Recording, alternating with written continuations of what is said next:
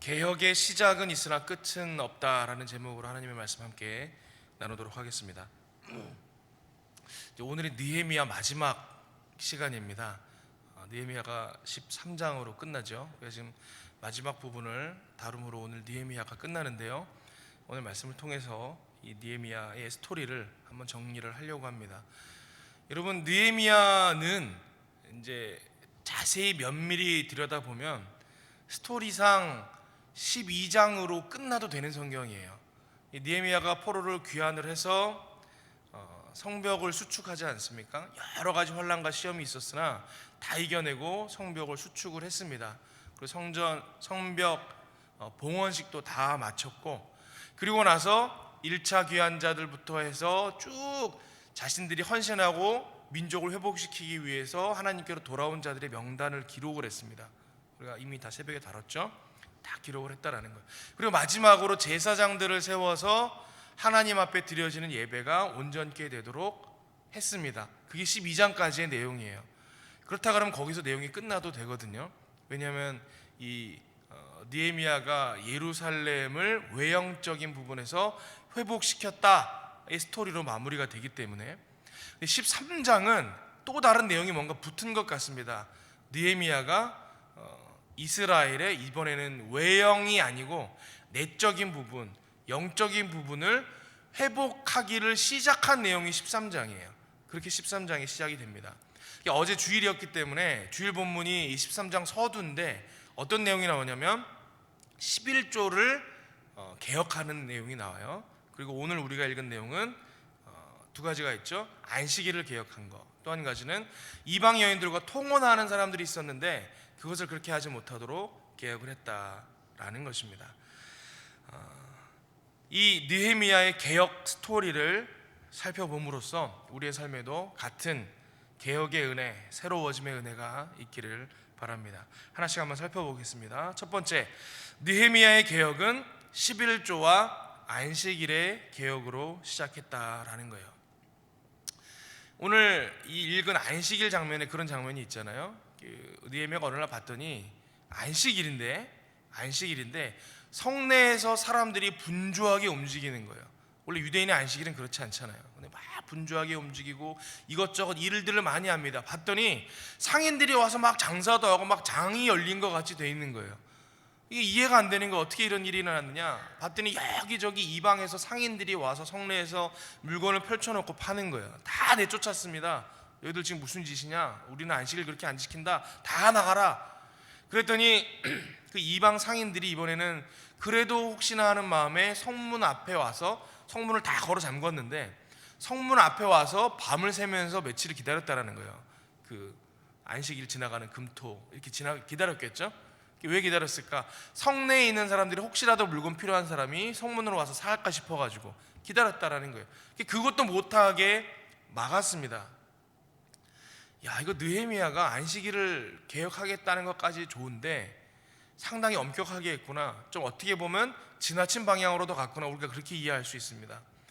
여러분, 우리가 이게 오늘날로 적용할 때 애매한 부분이 있잖아요. 우리가 유대 율법을 지키는 사람들도 아니고 우리가 주일 성수라고 말하지만 그게 유대의 안식일과는 다른 개념이잖아요. 우리가 그 정신을 좀 들여다 볼 필요가 있는데 이스라엘 백성은 하나님께서 거룩한 백성, 쉬운 말로 말하면 구별된 백성으로 분류해 놓으셨어요. 나누어 놓으셨어요. 이 구별이라는 개념이 중요합니다. 근데 이스라엘 백성과 이방 민족이 구별되는 중요한 기준 같은 것들이 있었어요. 구별이라는 게 뭐예요? 달라 보이네 이런 거잖아요.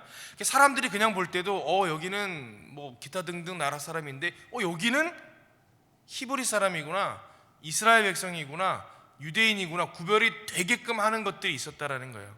근데 그 대표적인 게 뭐냐면 11조와 안식일법이었어요.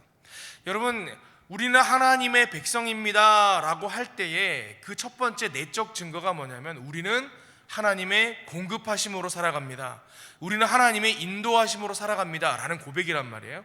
근데 그 고백이 행실로 드러나게 되면 그게 뭐냐? 그게 11조고 안식일이에요. 여러분, 신앙이 없는 사람은요 하나님의 공급하심과 인도하심을 신뢰하지 못하는 사람은요 11조 못합니다. 안식을 못해요. 안식을 못 지켜요. 휴일날 장사 안 하고 일 안 하면 손해 나는데 11조 10분의 1 떼어내는 거 엄청나게 아까운데 할 수 있겠습니까? 여러분, 아무것도 아닌 것 같은 기초적인 행위의 율법 같아 보이지만요, 하나님의 백성과 그렇지 않은 백성을 확실하게 행동으로 구분시키는 기준이 11조와 안식일이라는 거예요. 반대로 말을 하면, 만약에 하나님의 백성이 신앙이 무너져서 그들이 하나님을 떠나기 시작했다, 그럼 뭐부터 무너질까요? 11조랑 안식일부터 무너지는 거예요. 여러분, 우리 오늘날에도 신앙인들이 우리 안에 하나님에 대한 고백이 식기 시작하잖아요. 나는 하나님의 공급이 아니면 살 수 없습니다. 하나님의 공급으로 내가 살아갑니다. 내 삶에 인도하시고 내 인생을 책임지시는 분이 하나님이십니다 라는 고백이 약화되기 시작하면 나타나는 현상이 뭐냐면 11조를 못하게 돼요. 네 모든 것이 하나님의 것입니다 라는 고백이 있는 사람만 할 수 있거든요. 여러분, 그 고백이 희미해지기 시작하면 주의를 지키는 게 쉽지 않아집니다. 남들 공부하는 시간인데, 남들 일하는 시간인데, 남들 돈 버는 시간인데 그 시간을 어떻게 하나님 앞에 나와서 예배하면서 비워놓고 지낼 수 있겠어요? 그럴 수가 없다라는 거예요. 여러분, 이해가 되시죠? 느헤미야가 어찌 보면 너무 엄격해 보이기에 이것들을 개혁하고 있지만 느헤미야는 지혜로운 지도자였던 거예요. 우리가 하나님의 백성으로 돌아가기 위한 개혁의 첫 단계는 여기서부터 시작이다. 우리의 고백의 회복이다. 그것이 드러난 행실인 11조와 안식일의 개혁이다. 그렇게 생각했다라는 것입니다. 여러분, 우리의 개혁도 세상과 구별되면서 우리의 신앙 개혁도 일어납니다. 여러분 안에 하나님, 우리가 하나님의 공급으로 살아갑니다, 하나님의 인도하심으로 살아갑니다 라는 고백이 다시 한번 회복되는 은혜가 있기를 바랍니다. 하나님 앞에서 거룩하게 구별되는 은혜를 누리시기를 바랍니다. 두 번째 개혁의 내용이에요. 뭐였습니까? 이방 여인과 통혼하는 것을 금지하도록 개혁을 했다라는 거예요. 가봤더니 너무 시간이 많이 지났잖아요. 바벨론의 포로로도 잡혀갔다 왔고, 갔다 와서 귀환한 사람들이 뭐 이렇게 특별하게 종교성이라든가 이런 게 회복되기 전에 이방 사람들이랑 섞여서 살았단 말이에요. 이래저래 뭐 불편함 없이 이방 여인들과 같이 결혼한 사람들이 있었습니다. 제사장들 중에도 그런 사람들이 있었다라는 거예요. 느헤미야가 보니까 이거 개혁해야 되는 거거든요. 그래서 어떻게 했느냐? 일단 본이 되는 제사장들부터 해결하려고 했습니다. 이방 여인과 결혼한 제사장들을 심하게 수치를 줘요. 붙들어다가 오늘 성경에 머리털을 뽑았다 그랬는데, 이게 이제 주석을 보니까 그래요. 이 그들의 문화를 보자면 좀 더 정확하게 우리가 이해하기 쉽도록 번역을 한 머리에 난 털을 뽑은 거예요. 머리털만 뽑은 게 아니고 수염을 뽑은 거예요. 수염을. 이게 대중 앞에서 수염을 뽑는 건 엄청나게 수치스러운 이게 행위거든요. 사람들 앞에 데려다 놓고 이 사람이 큰 죄를 졌다라는 것을 보이기 위해서 머리털도 뽑고 수염도 뽑고 수치스럽게 만들고 제사장 직분을 감당하지 못하게 하고 쫓아내 버렸다라는 거예요. 우리 기준으로 생각해 본다 그러면 이게 되게 율법주의적인 것 아닌가, 그렇게 생각해 볼 수 있습니다. 여러분, 왜 이스라엘 백성이 이방 여인과 결혼하면 안 됩니까? 피가 섞여서 그런가요? 그럼 하나님께서 왜 율법에 그렇게 하지 못하도록 하셨을까요? 여러분, 이스라엘 백성이라고 말할 때에 이스라엘 백성은 단일 민족이 아니에요. 애굽에서 나올 때부터 단일 민족으로 나오지를 않았어요. 종들도 따라 나왔고 이방민들도 따라 나왔고 거류민들도 있었고 다 있었어요. 모세오경에 나온 하나님의 율법이 정리된 내용들을 보면요, 이방인들이고 너희들과 함께하는 거류민들이고 하나님의 언약 안에 들어오고 그들이 할례 받고 너희 공동체 안에 들어오기로 결단하는 사람들은 성회에 들어올 수 있다라고 율법이 돼 있어요. 이스라엘은 피나 어떤 육체적인 개념의 단일 민족이 아니고 언약 공동체의 개념이거든요. 여러분, 예수님의 조상 중에도 이방 여인들이 있잖아요. 그죠? 룻도 있고 라합도 있고 있잖아요. 이게 피의 개념이 아니라는 거예요. 그런데 왜 이렇게 엄격하게만큼 막 제사장에게 수치스러운 벌을 주면서까지 이것을 지키려고 했느냐? 여러분, 우리가 이제 두 번째 개혁의 내용은 뭐냐면, 시작이 11조와 안식일이었다면 중간에 이방 여인과 통혼하는 것을 금지하는 것은 개혁의 과정에 대한 설명인데, 여러분 개혁의 과정은요 방향성의 문제예요. 방향성의 문제라는 거. 우리가 개혁을 시작했으면 이 개혁이 어느 방향으로 가도록 우리가 유지해야 되느냐, 여기에 집중을 해야 되는데, 여러분 거룩함을 유지하는 방향 쪽으로 가야 된다는 거예요. 이방 여인과 결혼하는 것 자체는 죄냐 아니냐를 따지면 애매하다라는 거예요. 이게 죄인가 아닌가? 그 여인으로 하여금 하나님의 율법에 순종하도록 하면 되는 거 아니야? 여러 가지 고민이 든다라는 거예요. 그런데 여러분 거룩함의 방향성을 놓고 보니까 느헤미야가 보니까 그렇지 않더라는 거예요. 솔로몬을 예를 듭니다. 야, 너희들 지금 무슨 짓 하는 거냐? 너희 조상 솔로몬 왕이 범했던 일을 기억 못하는 거냐? 이방 여인을 아내로 들였다가 어떤 일이 일어났느냐? 나라가 두 쪽이 나버렸다. 대대손손 그들의 문화가 들어오고 우상이 들어오고 그 여인들이 남편을 죄짓게 하고, 그래서 우리 이 민족이 하나님의 이 징벌을 받게 된 것 아니냐? 그 역사가 거기서부터 시작된 것이다. 이방 여인을 드리는 것 자체는 아무것도 아니고 죄냐 아니냐 헷갈릴 만큼의 작은 일인 것 같지만 그 방향이 어디로 가느냐? 거룩하지 않은 방향으로 간다라는 거예요. 그렇다 그러면 하나님의 백성이 하나님의 사람이 되려고 애를 쓰고 나 스스로를 개혁하려고 애를 쓴다 그러면 어떻게 해야 되는 거예요? 아무것도 아닌 것 같아 보이지만 끊을 수 있어야 된다는 거예요. 이게 거룩함의 방향으로 우리의 개혁이 이어져야 한다라는 것입니다. 그럼 오늘날을 예로 한번 들어볼까요? 우리 교회 다니는 사람들이 술을 안 먹잖아요. 그렇죠? 우리 전통적으로 술을 안 먹는 분위기가 있어요. 왜 술을 안 먹습니까? 술 먹으면 죄인가요? 여러분 고민을 진작에 안 해보셨죠? 목사님이 먹지 말라니까. 왜 술 먹으면 죄입니까? 성경에 술 먹지 말라고 되어 있습니까? 예수님 술 드셨어요 안 드셨어요? 포도주를 즐기는 사람이었다 이렇게 되어 있어요 성경에. 예수님도 술 드셨어요. 술 먹는 거 자체는 죄냐 아니냐 따지기 애매한 거예요. 따질 수가 없어요. 죄 아니에요 성경적으로 말하면. 그런데 지금 생각하시는 분들이 있어요. 술 취하지 말라 그랬는데요. 그럼 술 안 취하면 죄입니까? 술 안 취하면 괜찮습니까? 우리 아예 입에도 못 대게 하잖아요.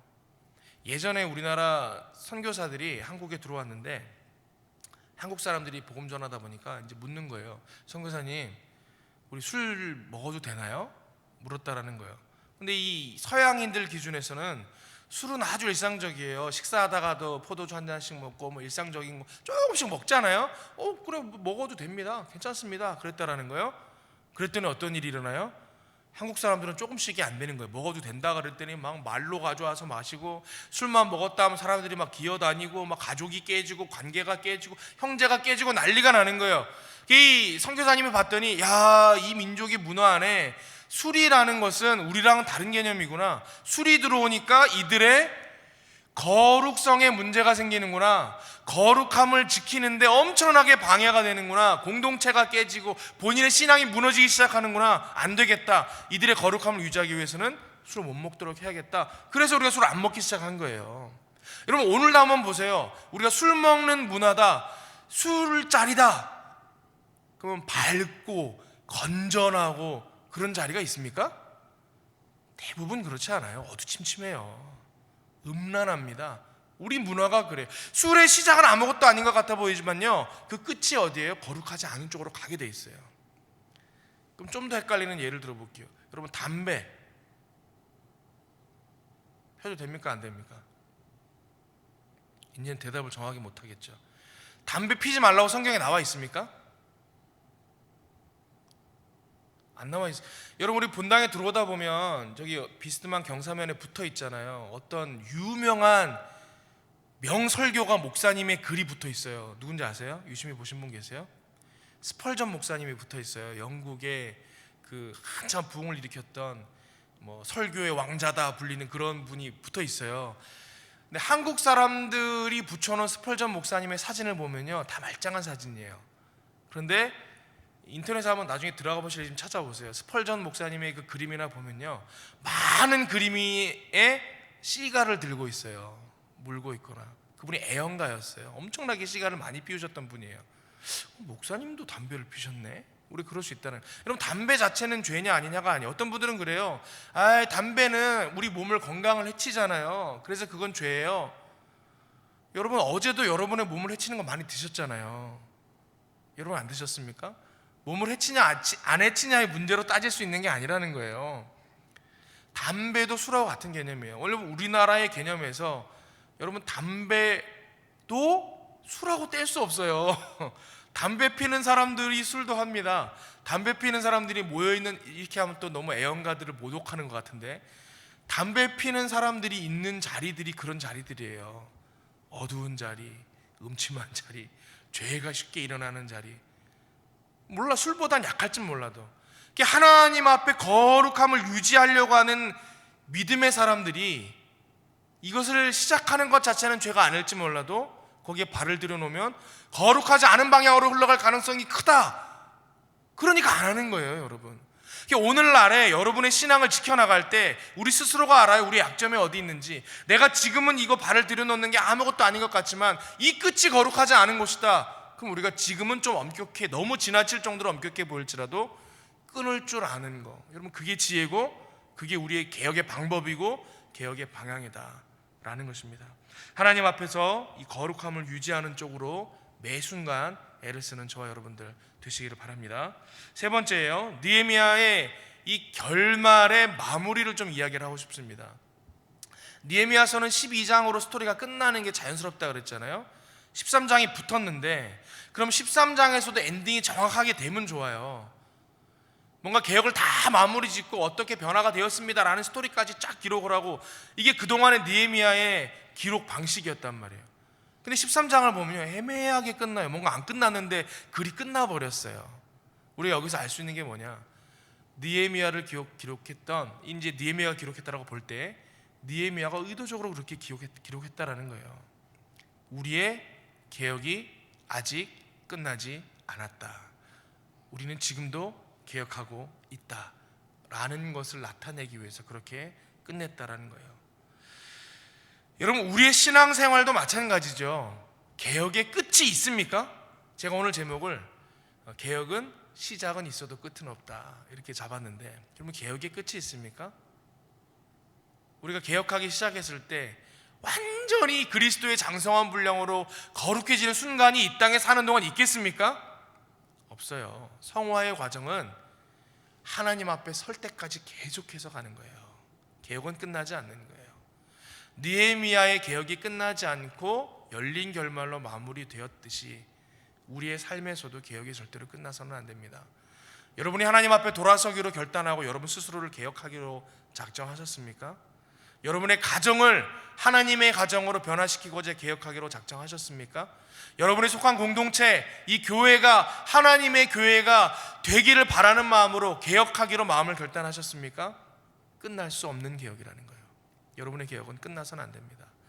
오늘도, 내일도, 모레도, 그리고 매일매일 날마다 하나님께 더 가까이 나아가며 나와 그리고 내 가정과 내가 속한 공동체를 개혁해 나가는, 그래서 하나님의 뜻을 이 땅에 이루시는 저와 여러분들 되시기를 바랍니다. 함께 기도하겠습니다.